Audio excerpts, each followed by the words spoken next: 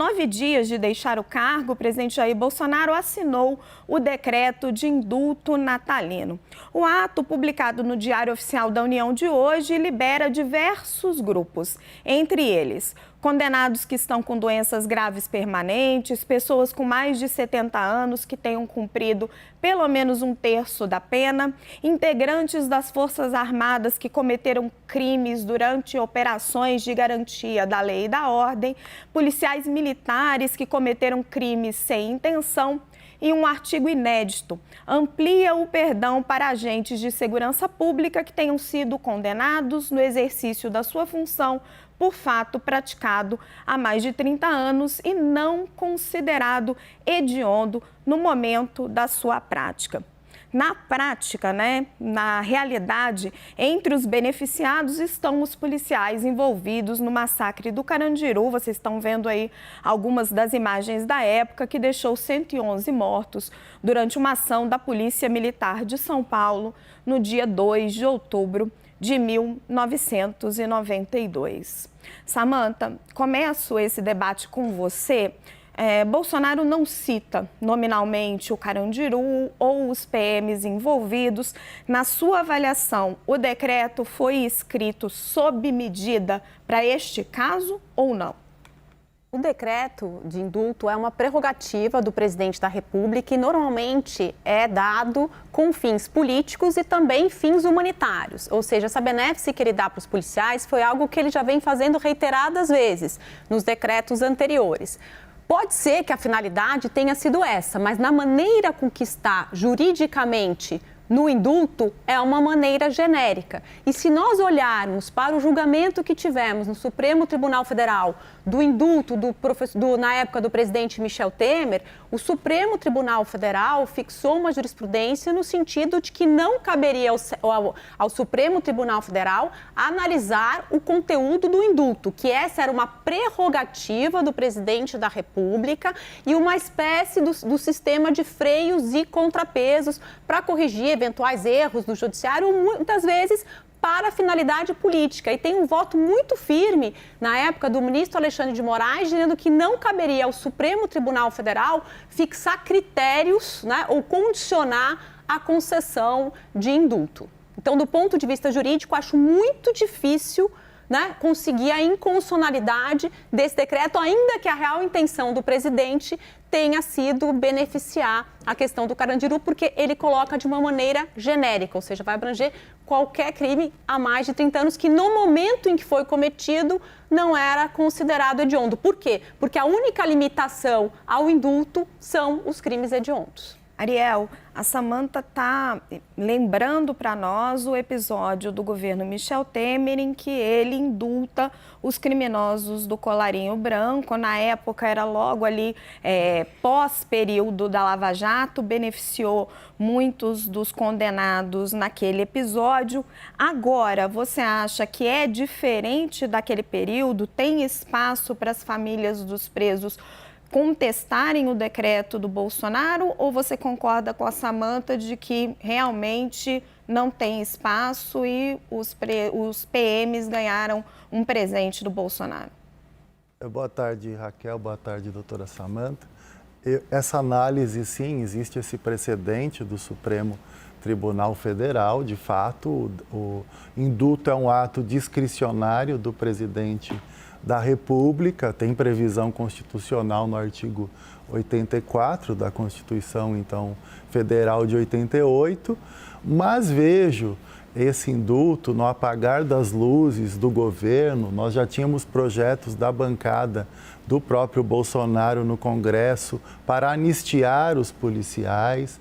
Ele já várias vezes se manifestou em pró da impunidade dos policiais militares no caso do Carandiru, e não só naquele caso, em vários outros casos, porque ele defende a violência policial, defende os assassinatos cometidos por policiais, e o Brasil é um dos campeões mundiais de assassinatos cometidos por policiais, em torno de 5.000 casos por ano no país. Então, vejo como uma afronta aos direitos humanos, uma afronta ao Estado democrático de direito, uma afronta às decisões da Comissão Interamericana de Direitos Humanos da OEA, que cobraram que o Brasil teria que punir os responsáveis pelo massacre do Carandiru. É mais um caso que gera um forte constrangimento internacional. E as legislações que tratam de indulto, elas tratam do caráter humanitário. Uma parte ali do decreto tem esse caráter humanitário, mas quando chega nos agentes de segurança e das Forças Armadas, não tem nenhum caráter humanitário ali. E teriam também, pelas legislações de indulto, cumprir uma parte da pena. Eles nunca ficaram um dia sequer presos, estão impunes há 30 anos. E existe claramente um direcionamento que fere o princípio constitucional da impessoalidade, fere o princípio constitucional da moralidade. Entendo que ele pode até responder por improbidade administrativa, porque descumpre esses princípios que são constitucionais. Lá está até especificando condenados, agentes policiais condenados há mais de 30 anos. Então, está completamente direcionado. As legislações de indulto também tratam que não podem ser pessoas condenadas por crimes contra a vida, além dessa questão do crime hediondo. O Ministério Público já está questionando, o Ministério Público de São Paulo, os promotores, procuradores que atuam no caso, e certamente a Procuradoria-Geral da República vai questionar essa situação. Samanta está me pedindo a palavra, mas vou jogar só para o Hélio. Rapidamente, Hélio, não é a primeira vez que Bolsonaro indulta policiais, ele faz isso desde o início do governo, é uma categoria importante para ele eleitoralmente. Por que você acha que dessa vez foi diferente? Ele acabou incluindo os policiais do massacre do Carandiru. Boa noite, Raquel. Boa noite, Samanta, Ariel e a todos que estão nos assistindo. Primeiro, eu queria dizer o seguinte, essa lei do indulto é uma lei já um pouco controversa, né? Você dá o poder ao presidente da República para dizer o que é humanitário e o que é uma percepção de justiça histórica, um erro do judiciário. Então, tem um caráter controverso, embora esteja na Constituição americana, por exemplo, e todo ano lá também há o indulto presidencial. Aqui o caso em questão que me chama a atenção à primeira vista é que a redação menciona que não era hediondo à época do crime. Só que, depois de 1994, acredito, homicídios dolosos passaram a ser considerados hediondos. Então, sob a ótica de hoje, eu acredito que esse crime é percebido como hediondo, embora à época ele não tenha sido hediondo. E isso me parece, até queria perguntar para a Samanta, que é a nossa especialista, eu não sou especialista no tema, mas isso me parece um convite a que o Supremo Tribunal Federal visite essa questão, porque o indulto está sendo concedido hoje. E hoje não se pode conceder um indulto sobre crime hediondo. E como na época, embora não tenha sido um crime hediondo na época, segundo a lei da época, mas hoje é considerado um crime hediondo. Então, se um indulto não pode ser considerado hediondo, então não pode ser concedido a crime hediondo, então não se poderia, sobre essa interpretação, ter concedido. Queria lembrar, só para concluir, que o indulto também beneficiou no passado José Dirceu, José Genuíno e outras pessoas. Então, esse componente político dá margem a esse tipo de problema, o indulto como uma lei controversa. É isso que eu queria deixar aqui. No trecho do decreto, ele diz, né, que crimes hediondos, excluindo crimes que não eram hediondos na época, mas vou jogar para a Samanta, que é especialista, para responder a dúvida do Hélio e fazer o seu ponto em relação à fala do Ariel. Samanta. Então, a fala do Ariel está corretíssima do ponto de vista dos argumentos, da questão da Corte Interamericana de Direitos Humanos. O que eu vejo de problema aí é justamente a jurisprudência do Supremo Tribunal Federal. Porque quando o STF julgou o indulto do presidente Michel Temer, que beneficiava justamente aqueles crimes que não foram cometidos com violência, que são os crimes do colarinho branco, não havia ali uma intenção humanitária, mas uma nítida intenção política, tanto que os maiores beneficiados foram os condenados pela Lava Jato. Então, da mesma maneira, usando o mesmo raciocínio, o indulto do Bolsonaro está beneficiando os agentes e os policiais. A questão que o Hélio levanta é bastante interessante. Acho que se for judicializado, o Supremo vai ter que se debruçar sobre o assunto. Essa frase que está colocada no indulto, ela tem uma visão, que é justamente a seguinte: no momento em que esse crime foi cometido, ele não era considerado hediondo. Aí você vai na legislação penal que uma lei não pode retroagir para prejudicar o réu. Ou seja, naquele momento não era hediondo, então não posso considerá-lo hediondo. Agora, se o Supremo Tribunal Federal fizer uma interpretação mais voltada para os direitos humanos, na linha de que o Ariel está desenvolvendo, isso é possível, aí sim nós esbarramos numa das limitações do indulto, que é o perdão a crimes hediondos. Mas eu acho que é justamente esse cuidado que o indulto teve de colocar que no momento não era considerado hediondo. E isso é uma realidade. Eu concordo com a colega, favor, inclusive Ariel. A colega é especialista em direito constitucional e eu, de fato, não sou especialista em direito constitucional e sim em direitos humanos, em questões de segurança pública. Mas também nós temos que pensar no componente do momento atual do Supremo Tribunal Federal, que o Bolsonaro tem sofrido reveses o tempo todo. Ele não é benquisto na corte principal do país por conta de todos os ataques que ele realizou contra a corte, até ameaçando fechar o Supremo Tribunal Federal, ele e os seguidores dele. Então ele não tem um cenário tão favorável como tinha o Temer no passado, até porque o Temer é um professor de direito constitucional, é uma pessoa que tem um respeito no mundo jurídico, então ele teve aquela decisão mais favorável. Então nós temos que pensar também na mudança que houve de lá para cá, quando essa decisão foi adotada. Mas é claro que é uma jurisprudência importante, que será levada em conta certamente num novo julgamento, mas é possível que o Supremo mude a sua forma de tratar dessa temática. E também o novo governo precisa analisar juridicamente, e talvez a doutora possa saber até mais do que eu, se existe a possibilidade de revogar esse decreto, porque o novo governo vem aí com uma série de revogações de decretos do governo Bolsonaro, vai anular uma série de decisões do governo Bolsonaro por meio de decretos. E eu vejo a possibilidade também do novo governo juridicamente analisar a revogação desse decreto. Eu vou trazer para o nosso debate um outro convidado que esteve diretamente envolvido no julgamento do caso do Carandiru, remotamente aqui conosco, o desembargador Ivan Sartori. Já temos ele aqui na nossa tela. Vou perguntar ao João aqui no meu ponto.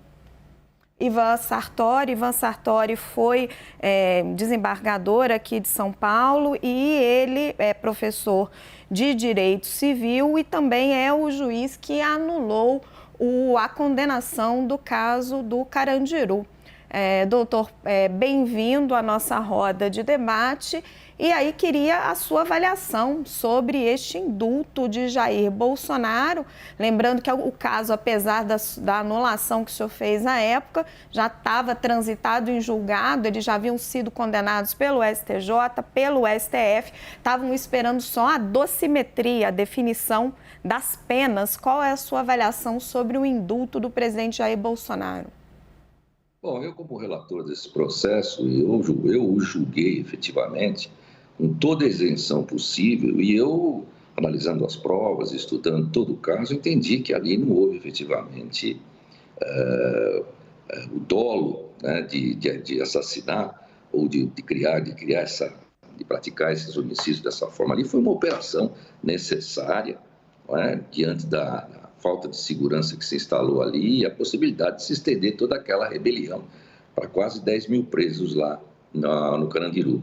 Então, eu vi com muito cuidado aquilo e achei que realmente havia ali obediência hierárquica, houve também legítima defesa. Eu discuto muito isso no meu voto, mas isso também já está superado, né? Eu estendi a absolvição de outros 3 policiais nas mesmas condições, nos termos do artigo 580, eu estendi essa absolvição que é permitido pelo superior, pelo Supremo. O tribunal não pode absolver? Não, o tribunal não pode.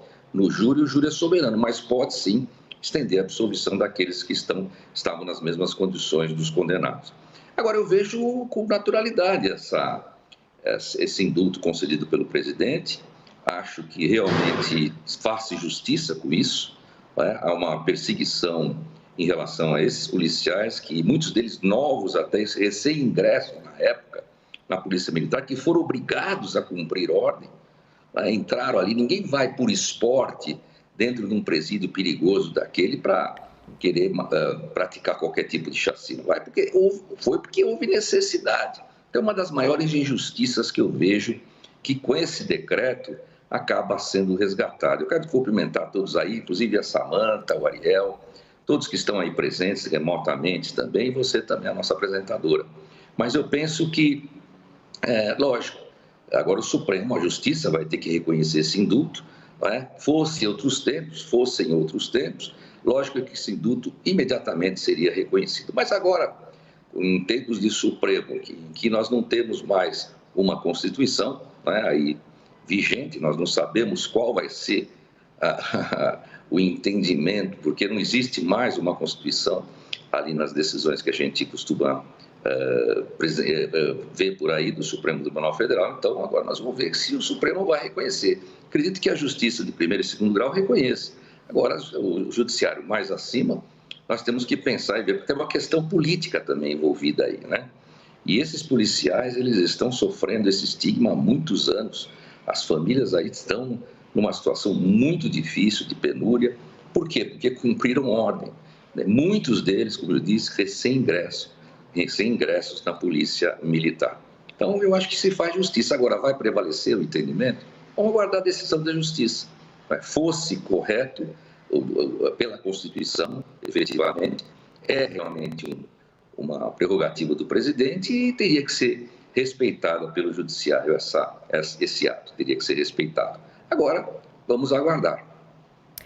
Ariel, doutor Sartori pondera para nós que esses policiais, na visão dele, foram injustiçados, que eles carregam uma culpa muito grande e que eles, as famílias carregam esse estigma. Mas eu me lembro das fotos da colega Marlene Bergamo, que foi uma das primeiras jornalistas a entrar dentro do Carandiru, fotos realmente muito chocantes, com pilhas de corpos, o sangue pelo chão do presídio. O senhor acha que eles foram injustiçados, os policiais? Não, eu respeito a opinião do colega Ivan Sartori, mas eu não vejo que foram injustiçados. Injustiçados foram aqueles que foram massacrados, aqueles que foram executados. Claramente foi um massacre em que os policiais agiram de forma intencional. Eles poderiam conter de outras formas, como atualmente a Polícia Militar consegue conter, e não ir já executando com tiros, na maioria dos casos, em órgãos letais dos corpos das pessoas que foram vitimadas naquela situação. Eles já chegaram atirando. O filme Carandiru mostra muito claramente isso. Tem várias outras obras que demonstram a quantidade de disparos que você mesmo citou agora há pouco, Raquel. Está muito claro que houve execução sumária, que houve massacre, que aqueles policiais foram lá para matar naquela situação. Então, nós precisamos que ninguém pode estar acima da lei. Não é porque a pessoa é policial militar que ela vai ficar acima da lei. Ninguém deve estar acima da lei. Infelizmente, no Brasil, nós temos cidadãos de primeira, segunda, terceira categoria. Isso não pode acontecer. Todos são iguais perante a lei. Então, eles precisam responder assim como pessoas comuns respondem.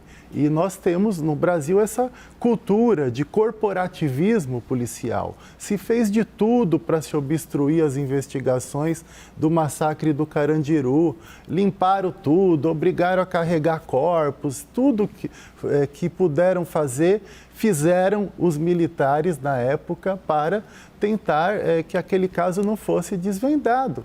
Mas depois a polícia conseguiu individualizar, ocorreram perícias, as condutas ficaram muito claras, tanto que vários policiais saíram daquela acusação e outros ficaram. Eram 111, passou a serem 77 as vítimas. Então houve todo um processo, sim, de individualização de condutas e penas. E agora nós precisamos que essas penas sejam, enfim, executadas. Não queremos vingança, não, nós queremos só justiça para os familiares das vítimas e justiça para o Brasil. O Brasil tem compromissos internacionais e constitucionais na área de direitos humanos.